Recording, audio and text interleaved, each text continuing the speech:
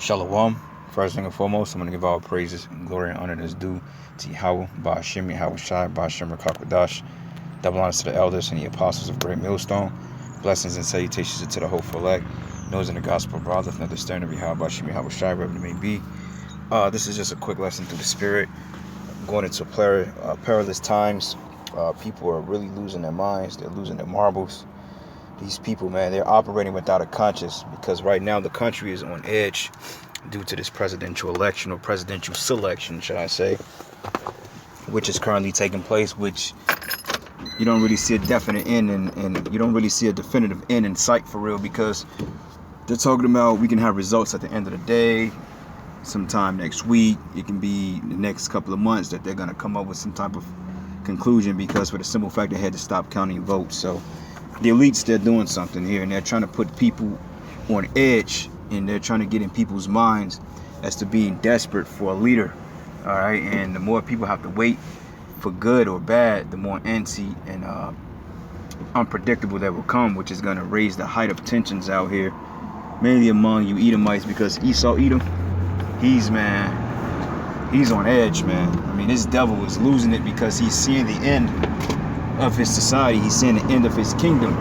His kingdom is crumbling before his face, and he don't really know how to fare with that, because Esau is used to basically being in the advantage in Babylon, all right, mainly of you so-called Negroes. So let's just say if Biden do win, this is gonna give Esau a green light on you Jakes, man, you know.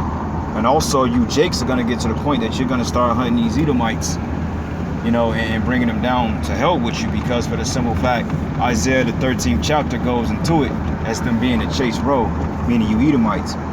And Isaiah 19 tell you that Judah should be a terror unto Egypt. So through the spirit of Yahweh Shimi Shai, you know, you gotta, hey, we're in them times, man, you know, it's highly demonic time we're living in. And the spirit of the Lord is getting ready to open up on the 2/3 of our people in these heathen out here, because they've lived proudly against the Most High. All right. So anyway, this is an article here, and it's basically going into a former baseball player convicted of beating his father and 2 other men to death for bet. Okay. It says Brandon Willie Martin, 27, was found guilty of killing his father, uncle, and another man in 2015. You know, and this is going to be the normal spirit out here, because blood is going to run high in the streets. Like the scriptures say, woe unto the bloody city. It is full of robbery, all right, and deceit and death and lies, you know. And the simple fact that the scriptures also say that the blood should be up to the horse's bridle. So equivalent, that's 6 feet of blood running in the streets, man. And the average man is about 6 feet or less. So there's a lot, and that's symbolic to how much death is coming to America, especially in these volatile times we're coming into. All right, so America that you once knew, it will never be the same again. It will never be the same good old America, the happy days of America, the dog days of summer. Those days are dead. All right, now judgment is going to be poured forth, because this is the time that the Most High is visiting the earth. But it says former minor league baseball player has been convicted of killing his father and 2 other men using a baseball bat. So he was convicted of a triple homicide. All right, and how ironic is that? A baseball player beat you to death with a baseball bat. How horrific is that? You know? And it says here, Brandon Willie Martin, 27, was found guilty on Wednesday for the deaths of his father, Michael Martin, 64, his uncle, Ricky Lee Anderson, 51, and Barry Swanson, 62. The Riverside County District Attorney said Thursday. It says a jury found Martin guilty of first-degree murder and found the special circumstances of multiple murders to be true, which is a triple homicide. It says the DA's office said in a statement, the one-time MLB draft pick is eligible for the death penalty, which DA is pushing for. All right, and on top of that, he's a Jake too, so you know they're going to give him the needle, you know. And on top of that, it's just like, you never know what these people's background comes from. He could have been on depressive meds. He could have been on psychiatry. He could have been on psychedelics. Whatever they probably injected him with, he probably just lost his mind. Because it's a lot of these guys, man, that play sports, they're not operating with a full deck, you know. Like it was this guy named, he used to play for Chicago Bulls. I believe his name is Jason Williams.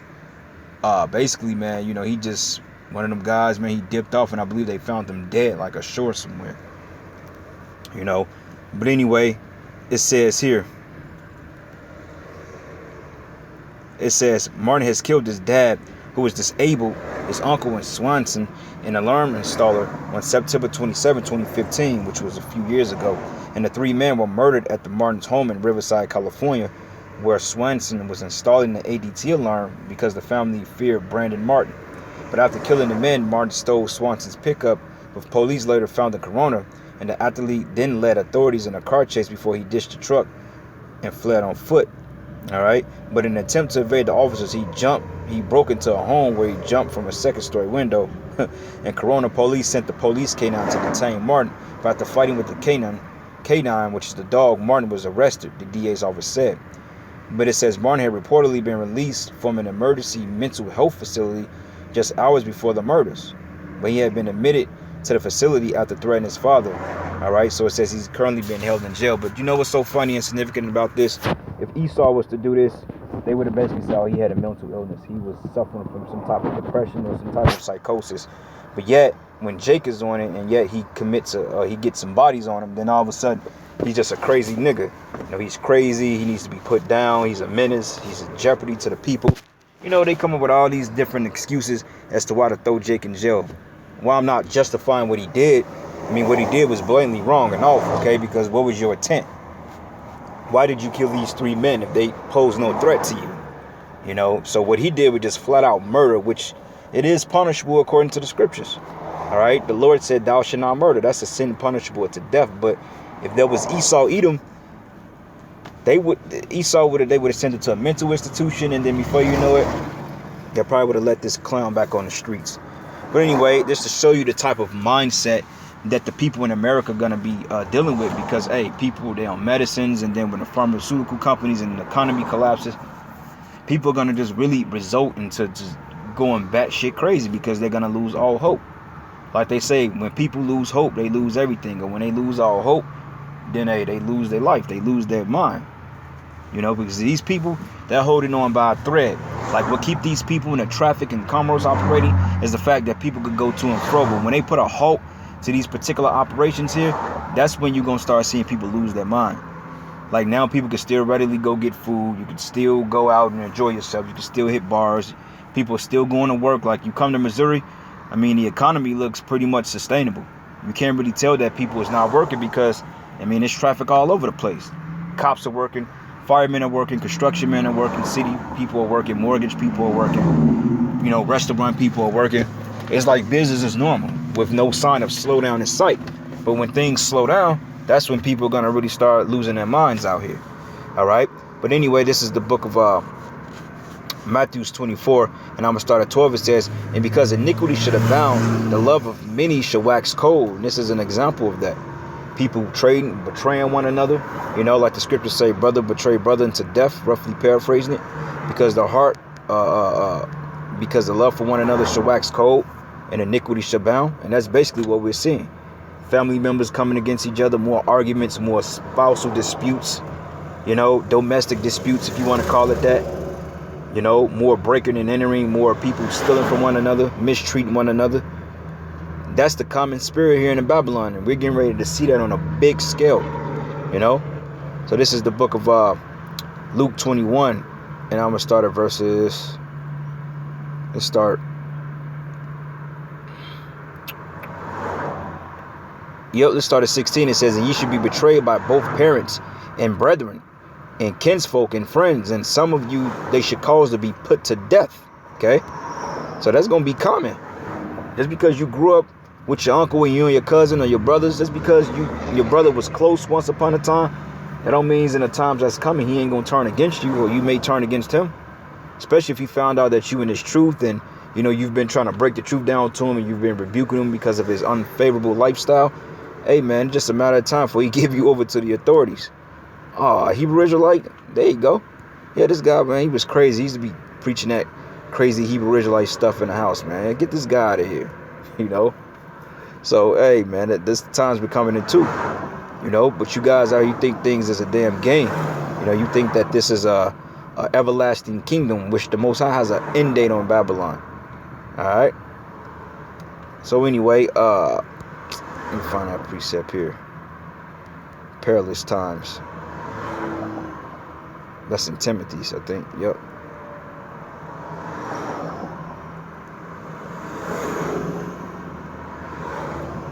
That is in Timothy's. But let me double check.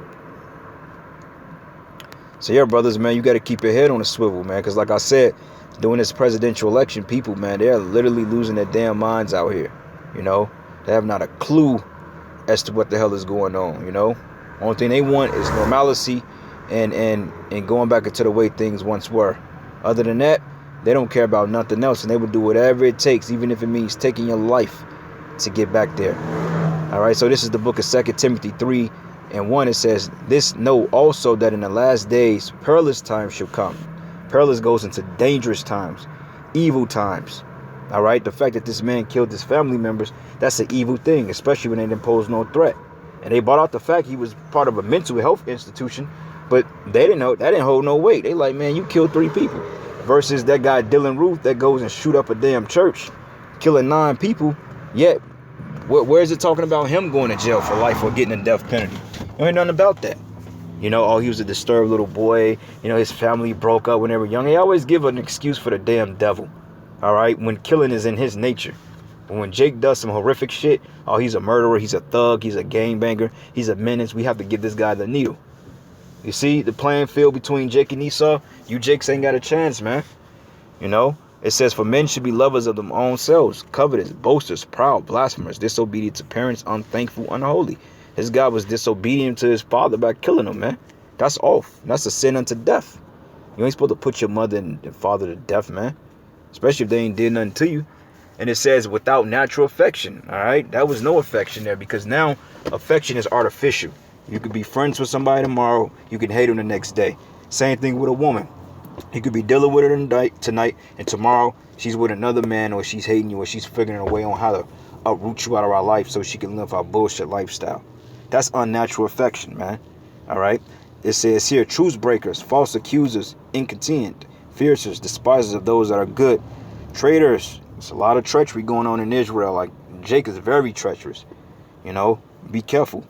The same guy you let in your house will steal from you, or try to sleep with your woman, or throw you under the bus, or sabotage your way of life. Get your business shut down. Men you know. Traitors, heady, high-minded, lovers of pleasures more than lovers of the Most High. Like that guy King Von, he was put to death. He was in rival with this guy called Quando Rondo. You know, I believe he was in an alleged shootout with those guys down in Atlanta based on a dispute, which he could have been a sacrifice, because articles are coming out that the cops killed him too. But allegedly Von's manager stated, well, the police didn't have nothing to do with killing Von, which a lot of you managers, you gatekeepers of these music industries, you are in cahoots with the cops. You are in cahoots with these so-called Jews. You are backing them. They're setting you up as being head of these record labels to, sacrifice Jake. So King Von could have been a sacrifice for this guy, DJ Academic, or whatever the hell his name is. Which I'm not justifying Von, because Von was a murdering nigga himself, man. All right, and got exactly what he deserved. But nonetheless, this is the type of spirit that's out here in the world. And more you Jakes are going to succumb to the violence of these streets and of these particular demons out here. All right? And it says here, having a form of godliness but denying the power thereof, from such turn away. Okay? So you're supposed to get away from these people. You see people acting out of grievousness like that, you're supposed to run from them, man. You don't want to partake in none of that nonsense that they're doing. All right? Because blood is going to run the streets of Babylon. That's why the scriptures say, woe into the bloody city.